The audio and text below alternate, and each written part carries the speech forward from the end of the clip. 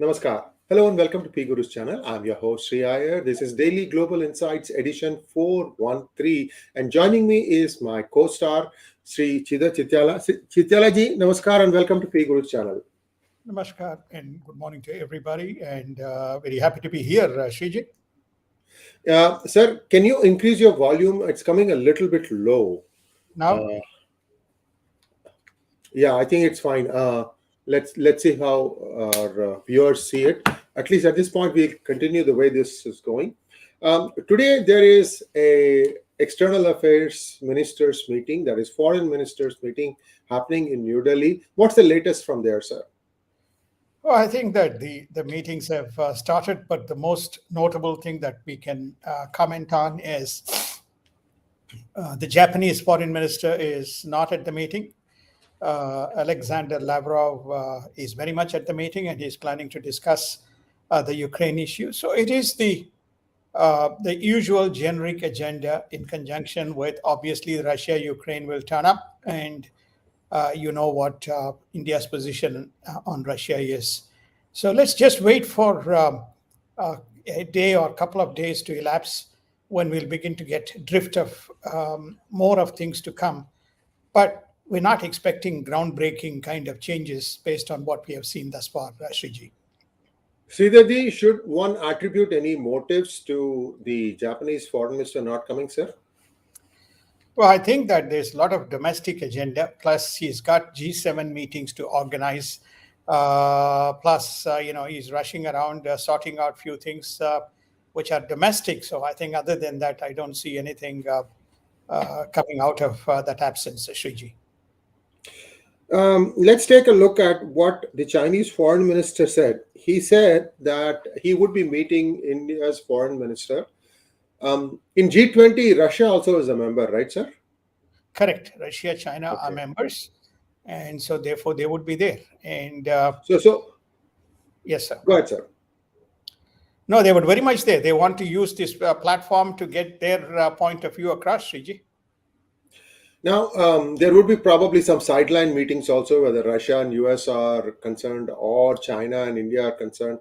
Do you see any breakthrough of any sort, whether it is the Russia-Ukraine conflict or Chinese massive presence in Arunachal Pradesh and Ladakh? All parties have taken very entrenched positions. Let's take Arunachal and China. I think External Affairs Minister Dr. 𝙒𝙗𝙗 𝙤𝙤 has made it very clear that unless China sheds its brinkmanship, especially around the borders, no future dialogue is going to be constructive. It's only going to be futile. So as long as China continues to play mischief in the borders, there's no question of having any constructive dialogue with the Chinese. That's been very clear position on the Indian side. As far as the Russia-Ukraine is concerned, I think this is, again, we have seen in at least 3 or 4 forums, entrenched positions have been taken by either side, West as well as Russia. Now, today, the news that is making big headlines is it is no longer about evacuation or the cessation of hostilities. It is about Ukraine cannot lose this war. So the dialogue and narrative has changed quite dramatically. So which means, where's the question of Ukraine not losing the war? Unless they defeat Russia or unless Russia yields to the complete terms that Ukraine is laying out. So what we are seeing is brinkmanship on either side. And unless we see some dramatic changes, nothing seems to be moving towards any kind of resolution. We'll touch on Taiwan as well. That's the third topic that could probably pop up, but we'll discuss that when the Asia section comes up. Thank you, sir. And looks like Lithuania and Denmark are endorsing India and saying that India can be the perfect bridge between the North and the South.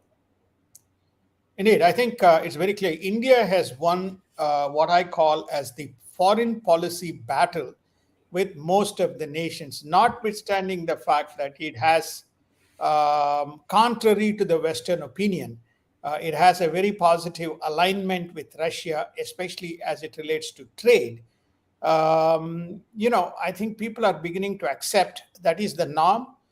The question is, we do not want to push India further and alienate it, and so that it moves more towards more entrenched Russia, China type of an alliance.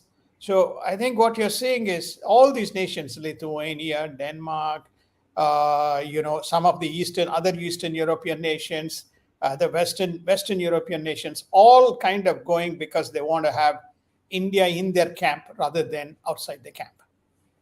Sridharji, about India's GDP. India's GDP is set to expand 7% in fiscal year 23, which is slightly below the forecast after a Q3 growth of 4.4%, which is also slightly below the forecast. Now, in his fiscal year 22, India grew 9.1%. In a positive sign, 8 key infra sectors grew at 7.4% in December 2022. Indian rupee gained 21 cents to 82.58 against the dollar. Taking the overall picture, was there any reason cited for why the previous quarter the growth slowed down, Sridharji? Exports. Remember, we talked about this there's export headwinds to some extent, that there was also reduction in demand from outside, and obviously a little bit of headwinds on the energy prices. All this kind of contributed towards also some headwinds in the Indian economy. So the tax revenues also, relative to the forecast, seems to have come a little bit lower. All this contributed to a slightly lower growth. Remember, the forecast was 7.2% for FY23, but many have been saying that we can, you can even expect a surprise of 8%. Remember, the January to March quarter, which is the Q4, is not yet complete. Let's wait and see what happens in that. But right now, the trend is towards 7%, which is again, probably the highest in the world. And India fires its first cryogenic engine, that is ISRO. This is the first, I remember, a Nambi Narayanan episode that happened 25, 28 years ago. So I think a feather in the cap for India, because cryogenic engines are going to have not just satellite launching, but other purposes also that it can be used. And secondly, there was a fire in a Foxconn plant in Andhra Pradesh. This plant makes cables for iPhone, and we don't know what the reason for that is. Perhaps Sridharji has an update. Please go ahead, sir. Well, I think I'm told that the cause of the fire is unknown, but we are led to believe that they had stored some soft, dry sponges, so it quickly caught fire in one unit. Apparently, it has now been put down, and the Foxconn is trying to resume production in that unit.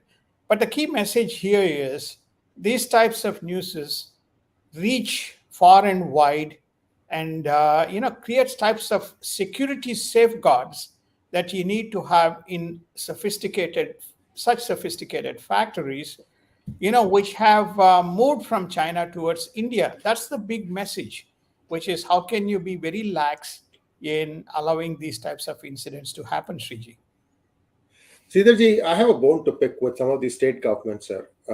People who should be working are actually completely conked out during daytime because they consume liquor. This has been the trend in the southern states. And what has happened, sir, is many even public sector undertakings, like the IITs, for example, they end up hiring security guards of Rohingya and Bangladeshi origin for the night. Sir, it's a serious problem. I have come on TV and told this thing a couple of times. India has got its priorities screwed wrong. If a state doesn't want to play by the rules, you crack the whip.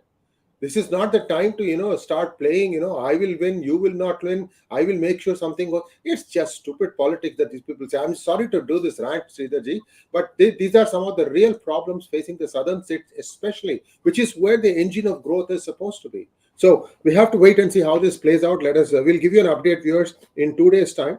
Now let's go to Sridharji in US. The FBI director or ex-director. Christopher Wray is no longer the director, is he, sir, or is he still the director? Still the director. He's still the director. I apologize. So he has made the statement that FBI suspects that COVID leaked from the lab. So why so late and why so little now? So, politics, this information was known in 2020. But if you release this information, then President Trump gets an advantage. He's the one who coined the phrase Chinese COVID, and much of the information, whether they were validated, etc., remains a very big question mark. But the data was very clear that it was pointing towards a clear lab leak originating from Wuhan. Remember all the drama that went on, and including when the United Nations inspectors went, they were held up in Hong Kong. Then they were given controlled access. The report that was to come out was highly, what you can, influenced, and every effort was made to make sure that even this lab leak was suppressed. But now, energy department, which is a separate department, has come out in public, which is within the Biden administration. So all these people are now coming out of the woodwork, and they had this information, but for political reasons, they did not want to make a statement. I don't know what is there to. It is not antagonizing. Remember, we'll cover this, but since you have asked, China has issued an ultimatum to Elon Musk, which is to say, you have no business to publish this lab leak report on the Twitter platform. Remember, if you do so, the second largest Tesla manufacturing facility is in China. This is the type of bulwarkism that you are seeing in geopolitics, Shriji. Is it bulwarkism or it is more like wolf diplomacy, sir? I don't know. It's strange. But you have a point when you said about the fire in Foxconn suddenly spreading all over the world as a news. Because yesterday, yesterday is my time, today morning in India, I had put out a rebuttal about this one Yale professor suddenly trying to equate Modi with Hitler.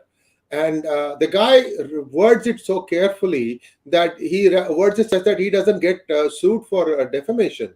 But it's all from under IIMC, and they will make it look like, oh, look, here is the guy again. So what you're saying is spot on, sir. But people have to catch all their lies right away.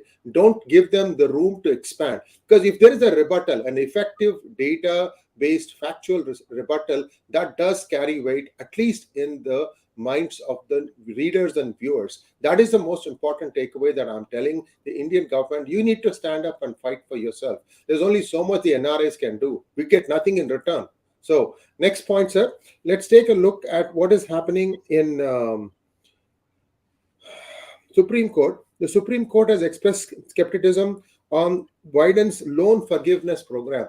Siddharji, it's a cruel joke.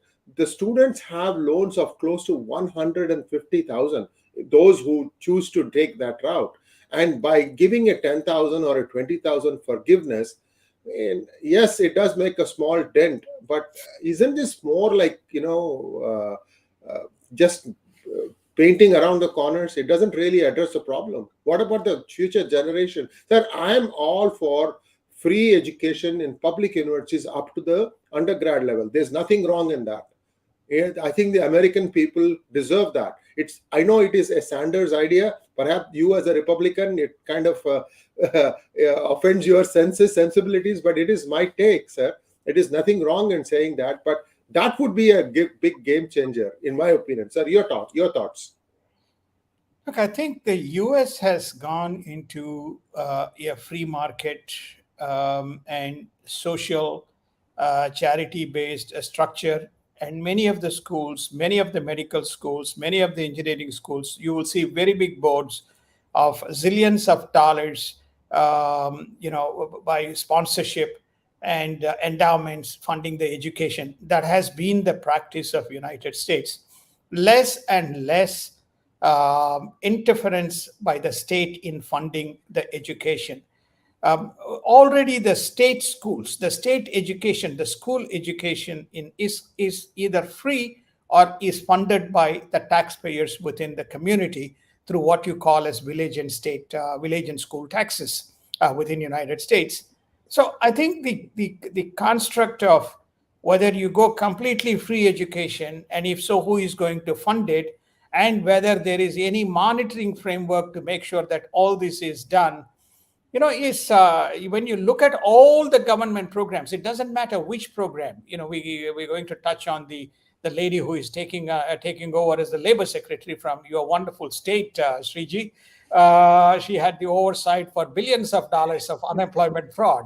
Okay, so therefore, I think that, sorry, I'm not taking a dig at you. I'm just simply saying to you that this whole concept of having, free and all state funding, is you can give scholarships. Let's give need-based scholarships. But when you give something free, nobody appreciates it. Everybody abuses it. In general, it turns out to be a disaster, as it has happened. All people need to do is, we'll do a separate study on the amount of dropouts in college education. Amount of dropouts is huge, is huge. The people with mathematics knowledge, the people with science knowledge, it is very, very poor. So I think what we are saying is free is not the answer. There has to be a different answer to make sure. When I was in the banking industry, we had, our student loans portfolio was, this is United States, was around 500 to 600 billion. Today, it is at 1.6 trillion. It is the second biggest line item of public debt outside of mortgages. 1.6 trillion. It's bigger than auto loans. It is bigger than credit card debt. It's bigger than home equity loans. Something terrible, 𝙒𝙗𝙗. Terrible. Well, I guess California and New York are on a race to the bottom. We don't know who's going to win, but it's a very tight race. That's all I guess I can say. Now let's move on to the next item. You have Silicon Valley, we have Wall Street. That's the only difference, which keeps pumping the money. That's the only difference. Otherwise, it's a very common denominator, 𝙒𝙗𝙗. Now there's interesting stuff going on between in United States and I'm sorry, I have to go read this news. House votes to axe Biden's woke 401k ESG climate investing despite the veto threats. Sir, so basically what I am understanding is that the House has vetoed it, but voted it, but Biden has threatened to veto it. Is that what it is? It is.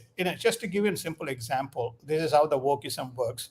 You have your 401k programs. The 401k programs, which is your Provident Fund in India or superannuation in Australia or EPF programs in Asia, etc. These programs have very specific rules how you use and how you direct that capital. So what they're saying is that if a kind of non-validated or invalidated, what you call environmental and sustainability group programs come up, you can invest from your 401k programs. So they're trying to find every avenue to divert money, recognizing this is a savings of an individual, is an inherent threat. So the House said this is BS. So we're going to not allow this to be passed. Very similar to the student loan, very similar to several other programs that are all going to go down the haircut route. But they feel that the Biden will still get his way and he may veto it, 𝙒𝙗𝙗. Sir, another news here. Biden's labor secretary nominee, Julie Su from California, oversaw billions of dollars in unemployment fraud as a Newsom cabinet minister. Sir, 𝙒𝙗𝙗, people keep saying that fraud happened, but I don't know anybody who has benefited from this. I don't know where the money went. I don't know where the money came. I know where the money came from, but I don't know where it went. And now we have all these allegations, counter allegations. For example, in Ilhan Omar's constituency, there is a $250 million theft for Somali children, free food for Somali children. And they've thrown a blanket over it. Whatever happened on that one? Sir, please go ahead, sir. I'll give a very simple. I watched this myself in a Social Security office. Somebody comes in and says, my check didn't get deposited. And, so therefore my unemployment check didn't come through. So I sign an affidavit and basically say my check didn't come. Now, in good faith, they say, okay, you're all in need of money, going through tough times. You just sign this affidavit, we'll issue a new check. A new check gets issued. Now, you can read between the lines. This is how these types of things happen. There is no corroborative mechanism or validation mechanism to say, okay, what has happened, what has not happened. There are zillions of checks. Whether that check was encashed, whether this check was encashed, is against that name, no way. So fraud is endemic, and there's massive fraud that has happened. Now, you are a good man, so therefore you are not part of it. So you suffered the consequence of not even getting you a genuine piece of money. Sridharji, something worse happened for me, but that's okay. We'll talk about it for another day. Today we are talking about news. Let's move on. Border Patrol has seized over 800 pounds of fentanyl between various ports of entry since October. Viewers, this is a direct plot by China. They gave raw materials to Mexico. We were one of the first ones to mention this, and now you see the consequences. Fentanyl is coming across the border. Anyone who gets hooked on fentanyl, within 11 to 12 months, they're going to die. There is no other way. I mean, this could be a way to get rid of some good, able working population, but it's a very, really nasty way. I don't know when this is going to stop. Sir, the Title 42 is now still in place, or they're going to allow immigrants without checking anything? No, Title 42 is still in place. That's another which is under the Biden hammer, because that's not going to be approved. So therefore, he will try to get it in. It'll go to the Supreme Court and, gets assessed. Viewers, I have a triple header today. Right after this, I have Sri T.G. Mohandas coming in with what is happening with 𝙒𝙖𝙪𝙥𝙤's ED attachment. Is this one jewelry company? Cockroaches don't exist in isolation. Are there more? So you're going to hear that, and we're going to have a Twitter Spaces today on fake currency right after that. Sridharji, if you are up till then, you are welcome to join, sir. I'll send you the link. And there's a huge expose that happened on PGurus channel about how the RBI itself was funding fake currencies to its respective banks. It's like the proverbial thing. The person who's supposed to check didn't even know that they were having in their hands straight from the currency printers. It's not like it came through somebody else, sir. So there is some churn going on. So viewers, please do tune in. I know we are loading you a little bit today. It's just that news is happening at a breakneck speed right now. So let's move on. Sir, the next topic is on the CHIPS Act that US passed. The CHIPS Act fund bars chip makers from China expansion for 10 years. Sir, I'm trying to understand this. China expansion of Chinese semiconductor plants outside of China, or how is this going to be enforced, sir? CHIP Funds Act is basically funding China. They're funding Taiwanese and South Korean and possibly some Japanese and potential other companies. What they're saying is that if you're part of the CHIP Funds Act, then no future or no expansion of the current plants within China is permitted for 10 years. So they are very clear and very specific. They're targeting the Chinese and they are making sure that the chip manufacturing or the chip supply is drained.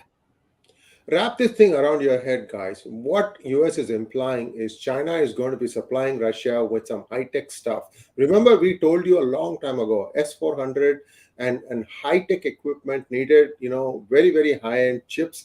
That supply was stopped when the United States put an embargo on foundries such as the TSMC from shipping those chips to Russia.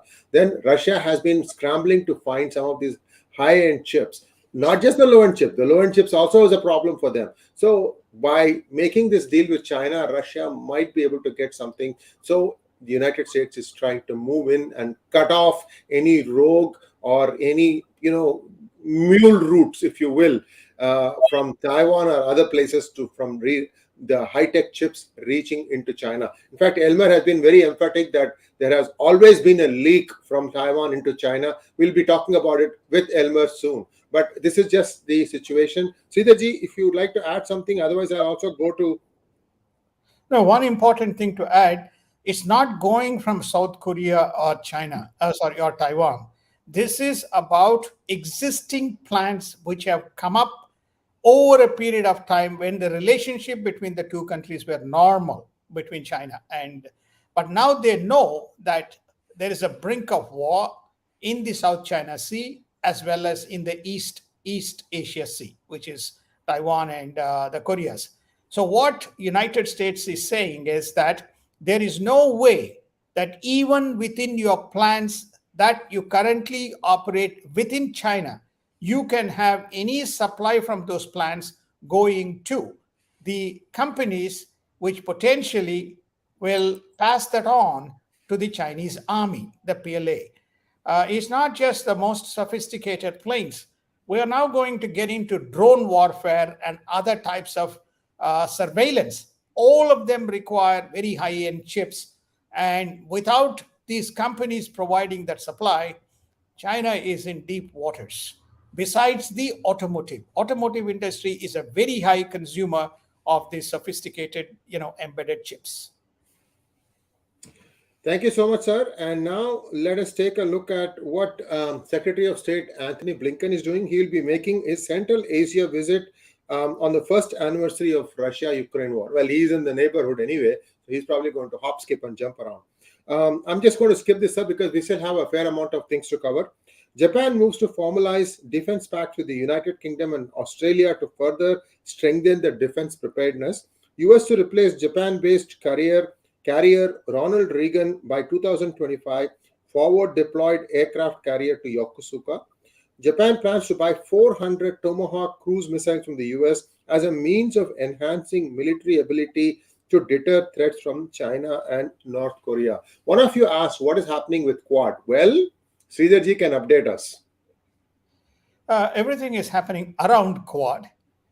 So therefore, Quad, they will keep on telling us Quad is a trade enforcement, a deterrence mechanism. It is a governance structure. It operates on certain principles. This is a new narrative from some of the Quad members. But the original Quad was not just that, but to be a significant security deterrence, which was the basis under which Mr. Shinzo Abe, late Shinzo Abe, formulated and brought Modi ji as well as President Trump together to give some teeth. And of course, Japan and United States, Japan and India, was playing an active role. Then they brought Australia on board with Scott Morrison kind of also aligning much of the agreements coming in place. So what's happening to Quad? Everything is happening around Quad with this kind of bilateral agreements. You have Japan, Australia, UK, as well as France is left out. Then you have Japan, United States, and Korea. You have another membership group, which is both Fab4 as well as the Trilateral Security Group. Then you have Japan and United States security arrangement with special forces. You can see that the 400 Tomahawk missiles that are Tomahawk cruise missiles that Japan is sourcing. By the way, this particular new ship, which will replace Ronald Reagan in 2025, is supposed to be equipped with what we call Stingray, which is a drone which is capable of refueling, unmanned drone capable of refueling some of these F-18 Hornets, F-18s, and F-35 planes 600, 800 miles off the carrier. So it's a very significant development within the context of what is to come for the future battles, Sriji. South Korea's President Yoon says Japan has transformed into a strategic partner, healing the past wounds. And Taiwan's defense ministry has said earlier today that it had spotted 19 Chinese Air Force planes in its air defense zone as part of the regular harassment. Sir, a quick note from you, and then we'll go on to Europe, and then we'll call it a wrap. No, I think that the Taiwan issue is still lingering, which is the reason why you have all these deterrent mechanisms being put in place. There is also now report from the Biden administration. They are also going to send some troops into Taiwan to train and prepare. So it looks like multi-pronged foreign policy as at play from Biden administration with domestic agenda sinking very fast, Riji. Thank you so much, sir. So we still actually have two items to cover. Markets also is not covered yet. Europe, Putin says his domestic security service agency FSB will be lifting its game to counter foreign espionage and narrative against Russia. Putin formally signs the law that suspends New START, Strategic Arms Reduction Treaty talks, nuclear treaty. This was under Reagan era, if I remember correctly. Then Serbia and Kosovo are backing a EU diplomatic plan to resume normalcy where relations have simmered. EU, Northern Ireland, and UK seal a Brexit plan, and all parties seem happy. This was a big stickler, sir. Northern Ireland versus Ireland, Northern Ireland versus UK. So please go ahead, sir. The Northern Ireland, okay. And the Northern Ireland thing is very simple. That the UK has conceded that Northern Ireland will be part of the Brexit. They will do whatever they need to do in terms of validating, doing the checking of the goods coming in and passing into Europe. So they seems to have said, okay, this is not an item that should come in the way. So it's a big concession. It's a good diplomacy by EU and Northern Ireland and UK to come to a resolution. It's not just moving to the next item, which is Serbia and Kosovo. Remember this, there was a big war that was fought, and that issue since then has continued to simmer with skirmishes. Another side is obviously two vastly different ethnic communities, but at least EU seems to be finding a way. Same thing is happening with Bosnia and Herzegovina, same kind of simmering issues. So what you're seeing is all these Western interferences has left simmering issues without cultural as well as without political integration of the nations. When they will kind of explode, we don't know. But Europe seems to be littered with several issues, and this is just one. These are just couple. Besides, if you remember, there's the other one, which is the Azerbaijan as well as the Armenia issue. Then you have some Central Asian issues. Then you have Greek-Cyprus issues. Then you have Turkey-Greece issues. So all this, when they will explode, we don't know. But hopefully there'll be some resolution very soon. But that's only a hope. Sir, in markets, all three indices ended lower in February, and the layoffs are continuing. The Fed is concerned about the inflation not coming down. But see, there is a dichotomy I see, sir. You say on the one side that, or we say on the one side that layoffs are continuing, yet the unemployment numbers don't seem to reflect that. Why is this dichotomy, Sridharji, and where do you see this going? You see, I think I'll give you two headline answers. Fiscal policy issues cannot be dealt with by monetary policy issues. Remember, as part of the monetary policy issues, Dr. Powell self-inducted or self-induced on himself, where he put the monetary policy or tied the monetary policy to labor policy or labor economics or market economics. Now, you have to look at interest rate or monetary policies to demand supply issues, abnormality in price increases with no other extraneous factors playing a part. Now, here you have abnormality in price increases caused by supply chain issues, whereas the normalcy of employment kind of continues because of, again, we have answered this in DGI. A number of people have left because they are getting generous dole every month being deposited into their bank account. So therefore, they are not. So since the participation rates are lower from those people who are eligible, these employment numbers you are referring to is new people coming in and joining. Unemployment is shown when somebody goes to unemployment insurance office and stakes a claim. But they're already getting a generous dole based on the benefits that the government has dished out. So they're not taking unemployment, but they're getting generous ditches from the government. And then you have lower participation rate. In the meanwhile, supply chain remains unresolved, the prices going up. Somehow the Fed thinks that by going on increasing the rates, that the companies will lay off. That will give them the necessary tick. That means companies will not be able to afford, the interest costs are high. This is the game that the Fed is playing. We covered the Jackson Hole issue, 3 years of Jackson Hole, and the third year, the last year Jackson Hole, the policy shifted to labor, unfortunately, Sriji.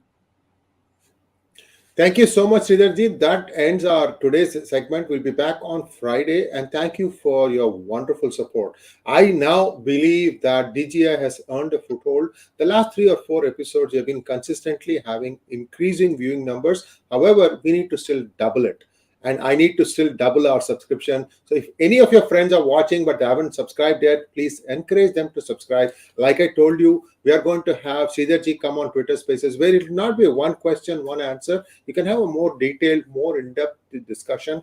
I have found Twitter Spaces to be amazingly good, because you can really drill down to the details of any one issue. So that's what we are hoping to do. We are trying to diversify. So please do help us. Please like, share, and subscribe to our channel. Don't forget to click on the bell button for notifications. And Sridharji, as always, a pleasure having you on our channel, sir. Namaskar. Thank you. Thanks to all of the PGuru viewers and supporters. Please continue to support. We making our best endeavors to give you, very quality content based on data and what we observe and what we see. And those are the observations and inferences that we draw from what we quantitatively see in the markets and the opinions. Again, thank you, Sriji, and let's thank all the people. And we need more and more support so we can effectively deliver more creative programs to you. Thank you so much, sir. Namaskar. Namaskar. Have a good day.